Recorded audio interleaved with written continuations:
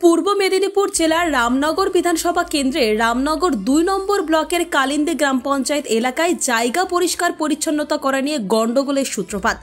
বাইরে থেকে লোক আনা নিয়ে নানা কটূক্তিকে ঘিরেই এই গন্ডগোলের সূত্রপাত, যার ফলস্বরূপ পূর্ব মেদিনীপুর জেলার রামনগর বিধানসভা কেন্দ্রের রামনগর ২ নম্বর ব্লকের কালিন্দী গ্রাম পঞ্চায়েত এলাকায় মমরেজ আলী বাইরে থাকা অবস্থায় তার নামে মিথ্যে অভিযোগ করা হয়েছে মন্দারমণি কোস্টাল থানায়। ডেরা এলাকায় অশান্তি করলে এখানে উভয় সম্প্রদায়ের মানুষ একজোট হয়ে তার প্রতিবাদ করবে। সেই সঙ্গে মীর মমরেজ আলীকে মিথ্যে মামলায় জড়ানোর তীব্র প্রতিবাদ জানান এলাকাবাসীরা।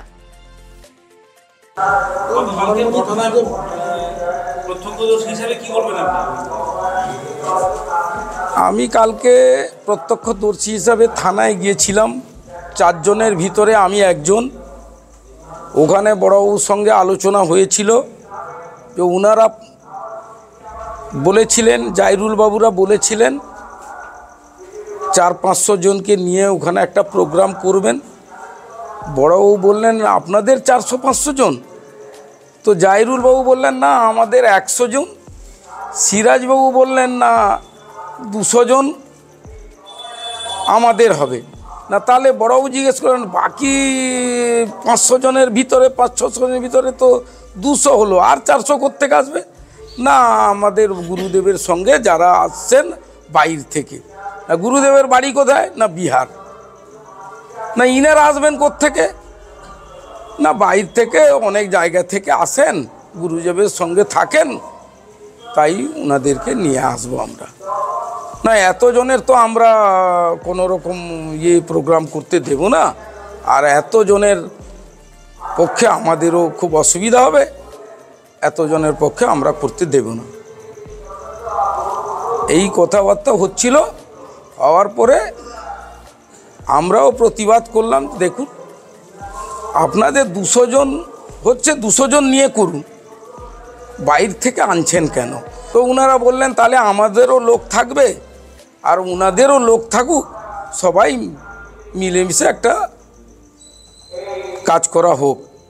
তো আমাদের পক্ষ থেকে বললাম আমাদের কোনো আপত্তি নেই, তো আপনারা কাকে কাকে চাইছেন তাদেরকে বলবেন, ওরা আপনাদের সহযোগিতা করবে এবং অনুষ্ঠান হবে।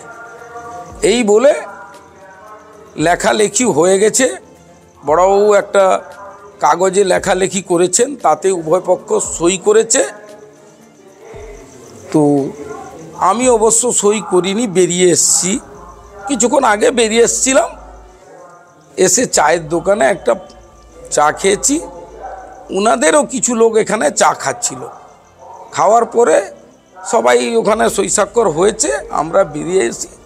এই অবস্থায় ওনাদের ওই সিরাজবাবুর একজনকে জামাই, জানি না, সবাই বলছে জামাই, আমি চিনি না, হ্যাঁ লোকটাকে দেখেছি কিন্তু ওনার নাম যে এইটা আমরা জানি না।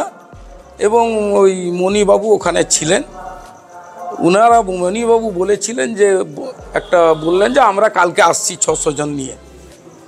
তো আমাদের একজন ছেলে ছিল, ও বলল 600 জন নিয়ে আসছেন। এই বলার পরে দুজনের একটা উচ্চবাক্য কথা বলতে বলতে ধাক্কাধাক্কি হয়ে গেছে। তাতে পড়ে গেছেন, মণিবাবু পড়ে গেছেন। তারপরে সবাই আমাদের কয়েকজন ছিলেন, যেমন শামসের বেগ, মুস্তাক বাবু, শামসের বাবু ছাড়িয়েছেন। মুস্তাক বাবু, আমার ওই মণিবাবুর মাথা থেকে একটু রক্ত বেরিয়েছিল, ওটাকে পুছার জন্য আমার পকেট থেকে রুমাল নিয়ে দিয়েছিলাম, রক্তটা মুস্তাকবাবু পুছে দিই। উনি তখন বললেন যে না আমার রক্ত পুছতে হবে না, আমার পুছতে হবে না, আমার ওই রকম থাকবে। যখন পুছতে দেবেন না তখন মুস্তাকবাবু তার বেরিয়ে এলেন, ওইখানে পাশে দাঁড়িয়ে আছে। এইটুকু বলে আমরা আমাদের চলে এসেছি, আর ওনারা ওইখানে ছিলেন। তারপরে কি হয়েছে আর জানি না।